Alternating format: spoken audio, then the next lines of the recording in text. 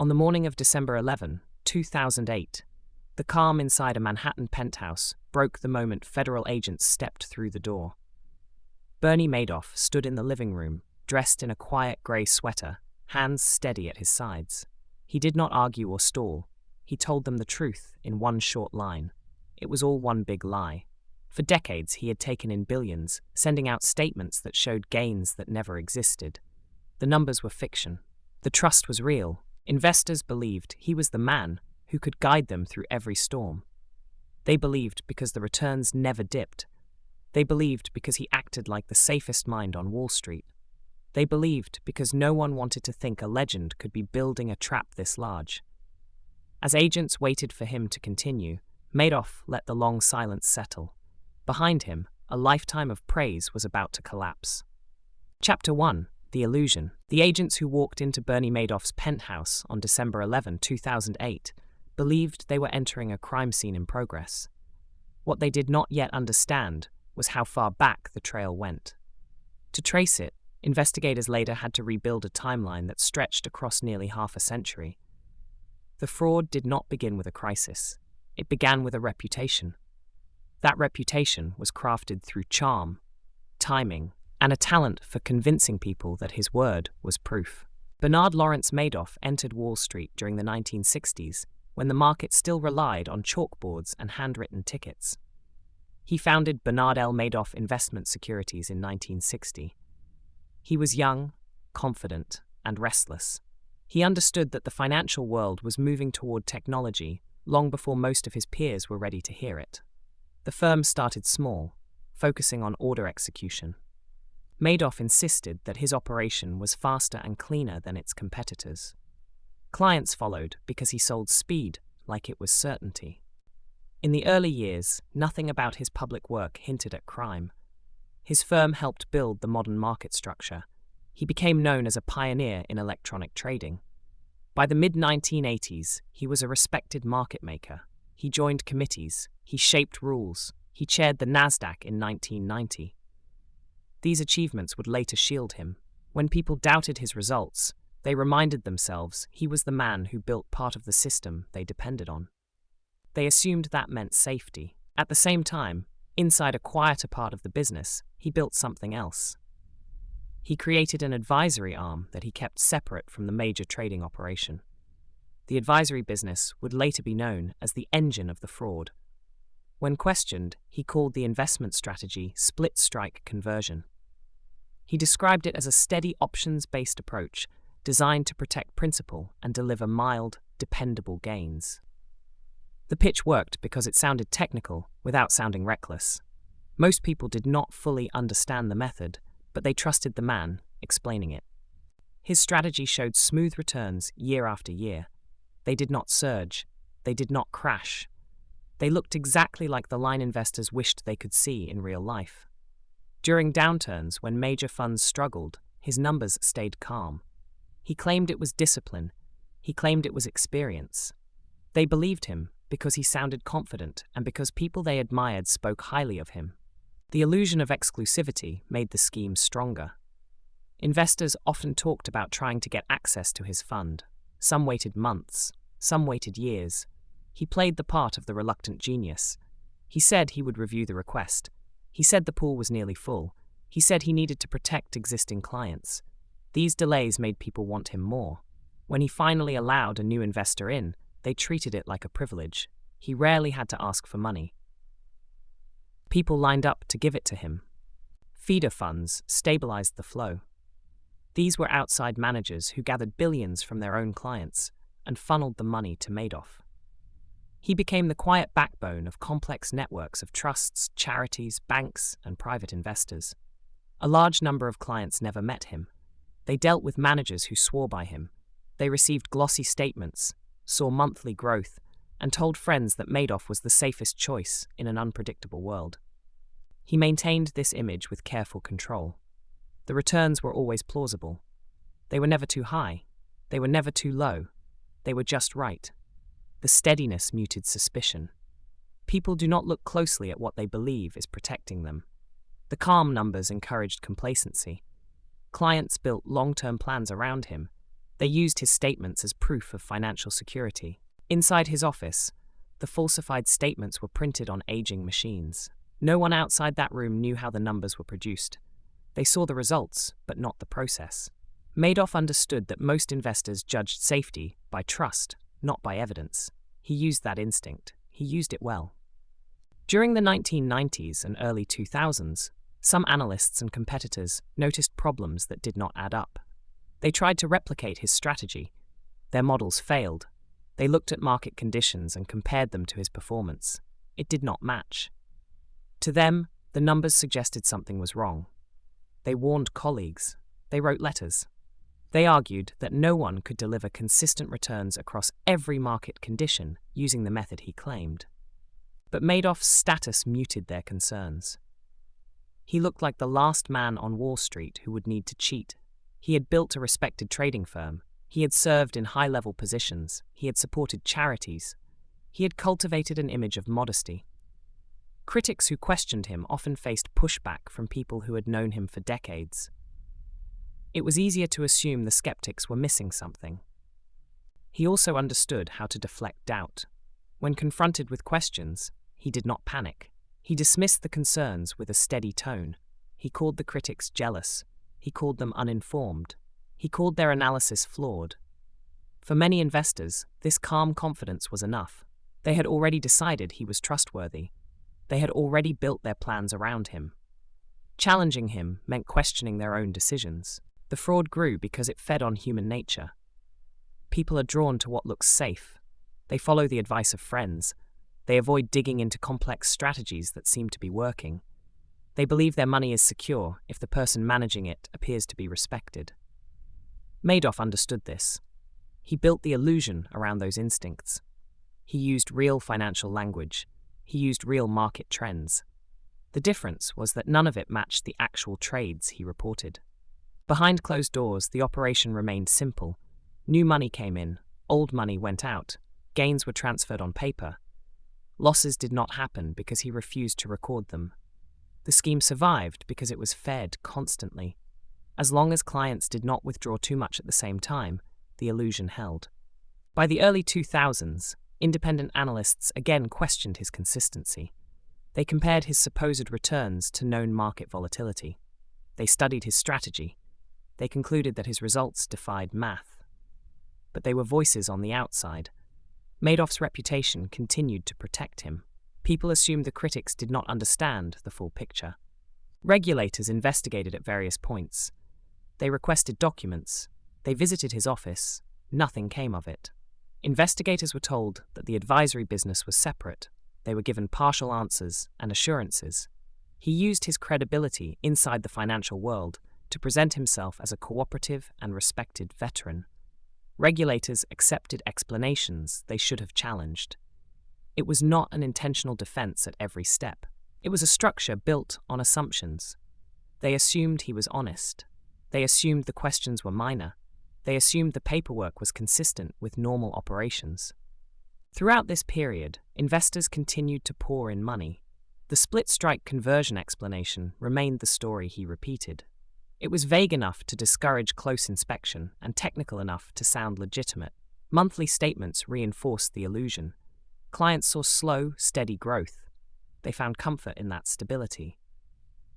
In uncertain markets, they clung to it even more tightly. By the mid-2000s, some competitors expressed frustration.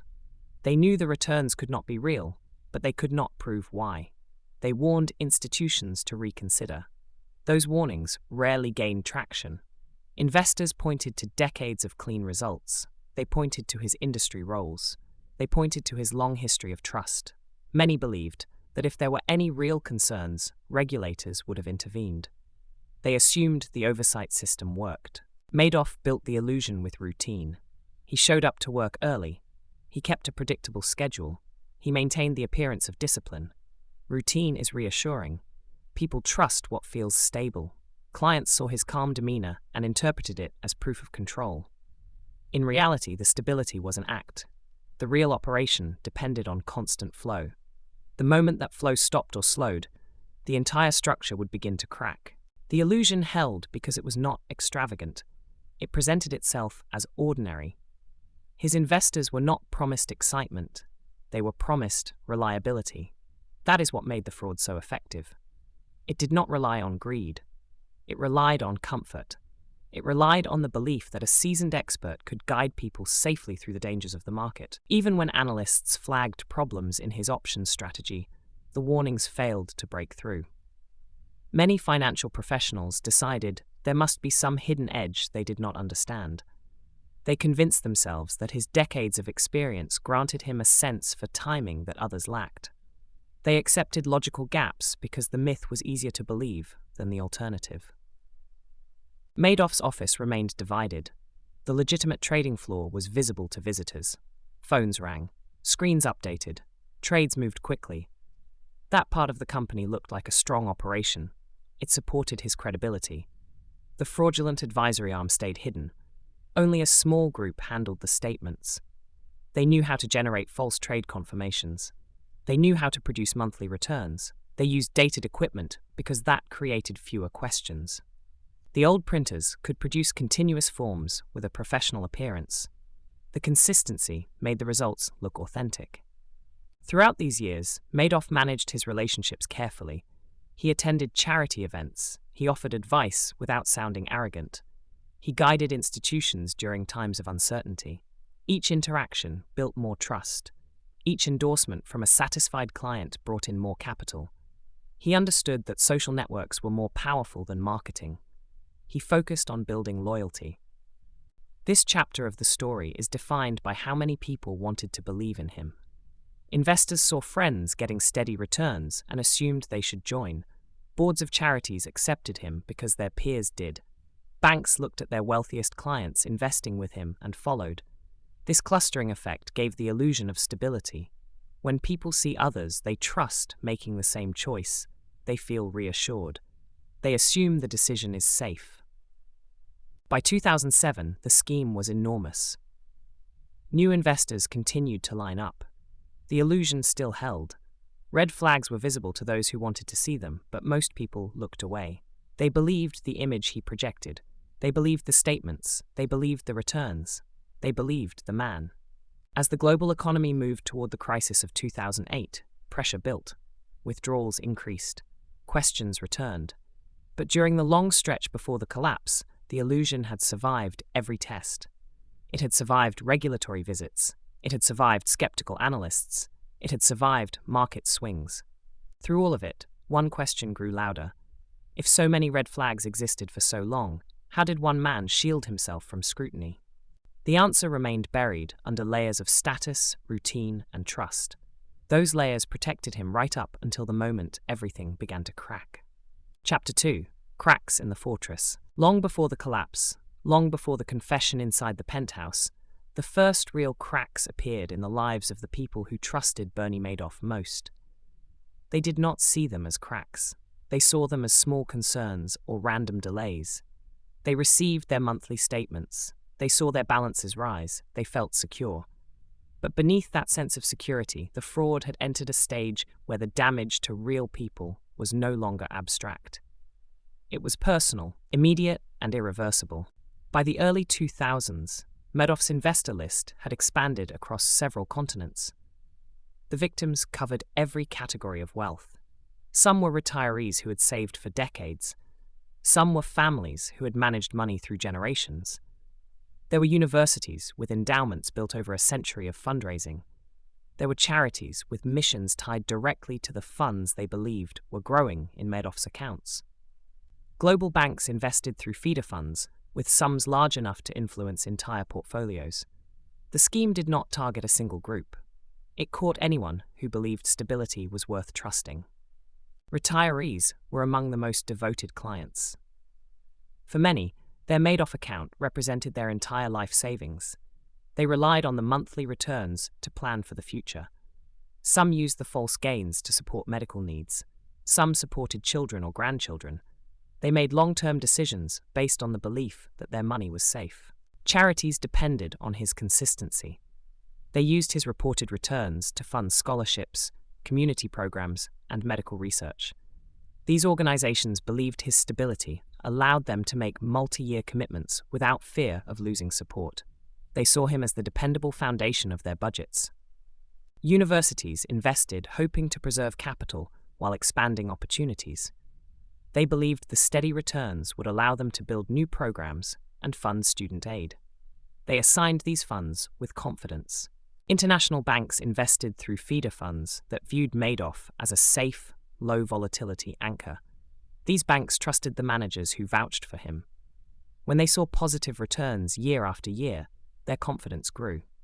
While the victims lived their lives without suspicion, a small group of analysts continued to question the numbers. Harry Markopoulos became the most persistent. He started analyzing Madoff's strategy around 2000 after a manager asked him to replicate the returns. Markopoulos reviewed the method. He ran calculations. Nothing worked. The numbers refused to align with any known version of the split-strike strategy. After more study, he reached a conclusion that would guide him for nearly a decade. The returns were impossible. He reported his concerns to the Securities and Exchange Commission. He explained the math. He submitted detailed documents. He demonstrated how Madoff's results violated basic principles of options pricing. He wrote that the fraud was likely the largest Ponzi scheme in the history of the financial markets. His warnings were clear and organized. They showed the discrepancy between claim and reality, but his reports did not lead to immediate action. Inside the SEC, investigations were opened, closed, reopened, and redirected. Communication between offices failed repeatedly. One team believed another team was handling the review. Another believed they lacked jurisdiction. Some investigators accepted partial documents without pushing for more. Others assumed that Madoff's reputation made deeper scrutiny unnecessary. His status created an invisible barrier. Regulators saw him as a respected figure, not a suspect. Markopoulos continued filing additional reports. He updated his analysis. He expanded his evidence. He presented his findings to different officers. Despite this persistence, the warnings did not break through. The SEC visited Madoff's firm but accepted his explanations. They reviewed certain documents but did not cross-check with external market data. They believed the trading floor they saw represented all of his operations.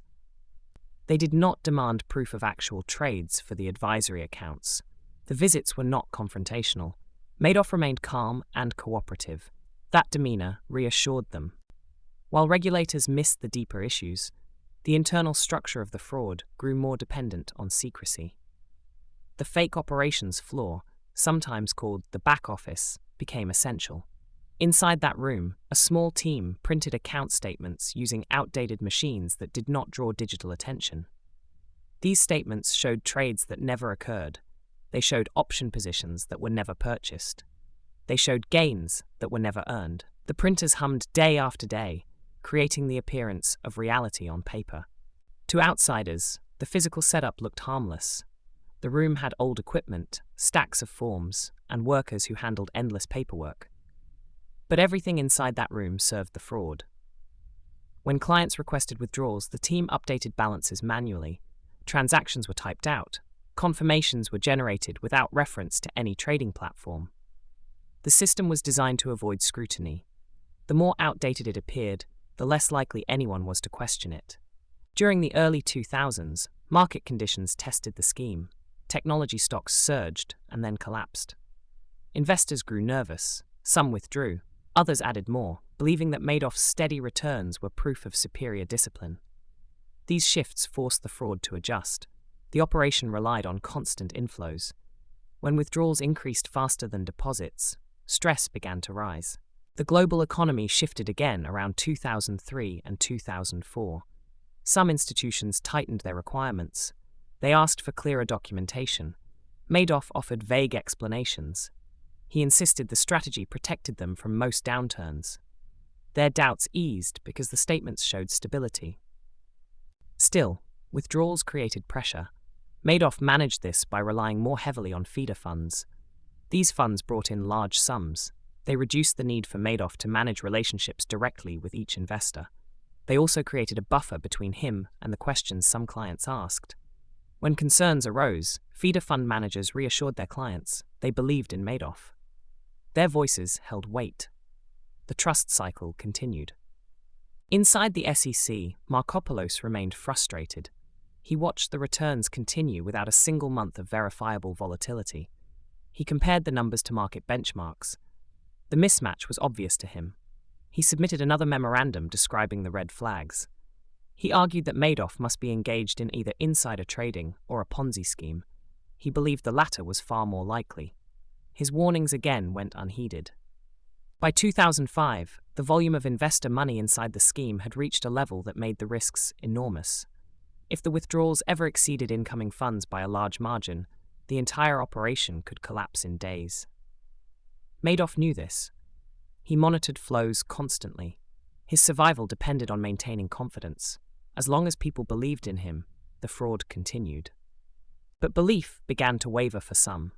Financial professionals who had ignored earlier warnings started to revisit the numbers. They asked why Madoff's returns never reflected market swings. They questioned why he did not disclose counterparties. They noted that the strategy he claimed to use required trading volumes that would have been visible in the options markets. But those trades did not appear anywhere. Some funds considered withdrawing fully. Others requested more detailed statements. Madoff responded with selective transparency. He provided documents that appeared legitimate but masked the underlying fraud. He argued that secrecy protected the strategy from being copied. This explanation appealed to investors who believed he was uniquely skilled. By mid-2007, the cracks inside the system had widened. Market pressures increased. Withdrawals became more frequent. Investors who needed liquidity requested redemptions. Madoff approved them.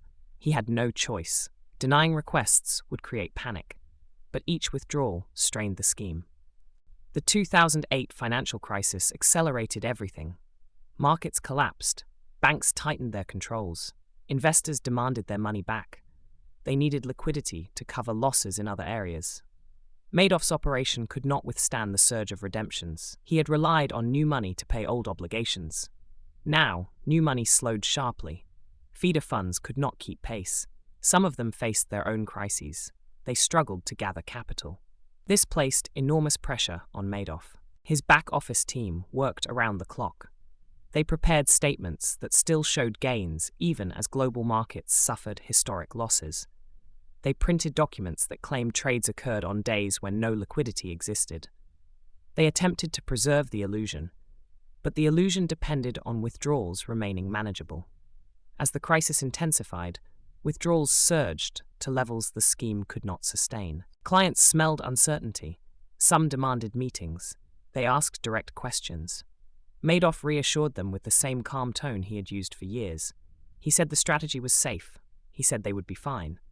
But he knew the gap between incoming and outgoing funds was now too wide. He could not fill it.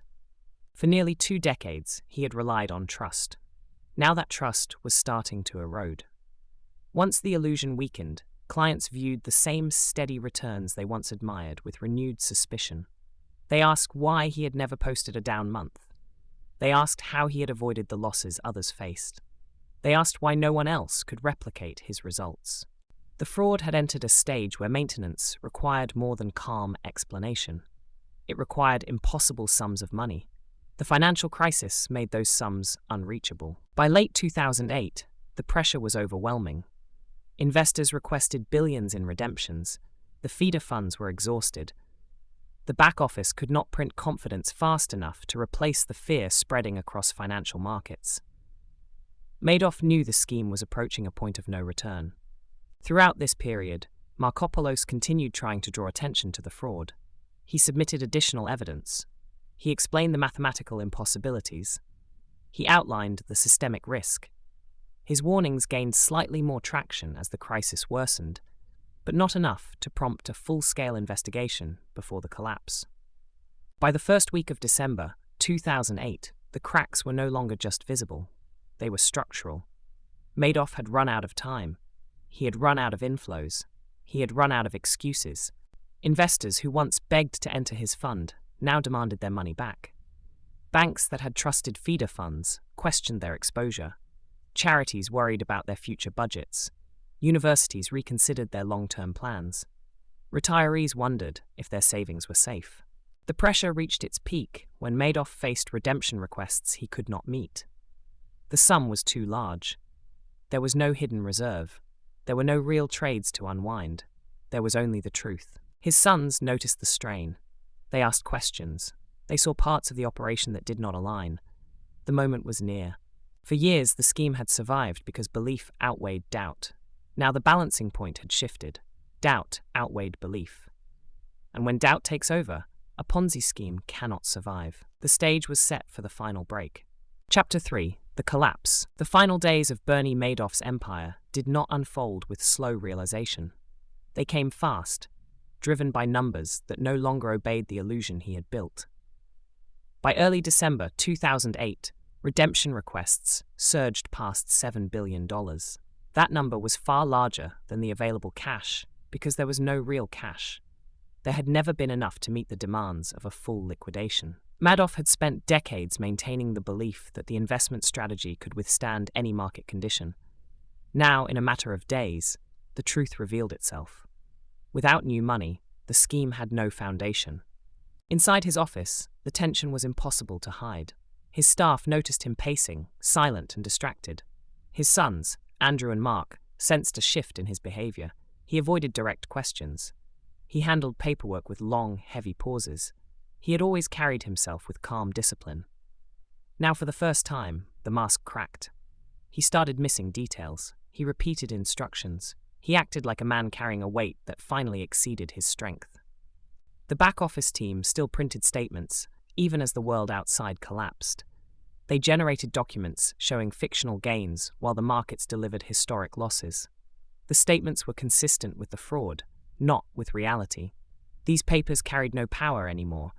Investors no longer cared about printed results. They wanted cash.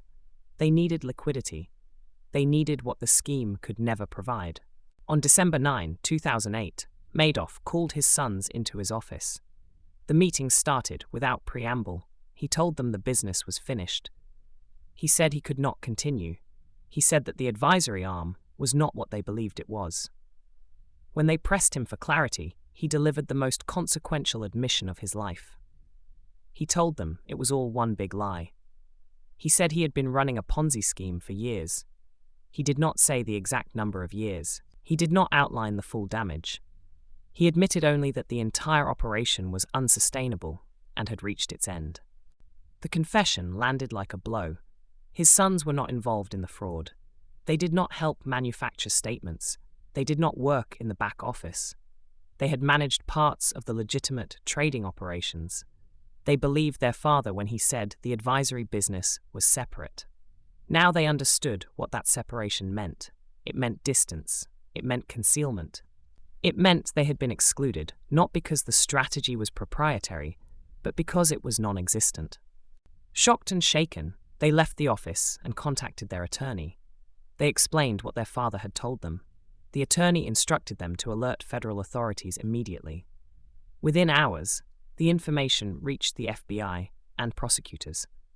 The next morning, agents prepared to confront Madoff. On December 11, agents arrived at the penthouse.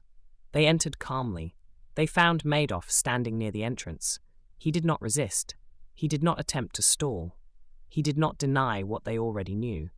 When the agents asked if there was an innocent explanation, he replied that there was none. He said the scheme was insolvent.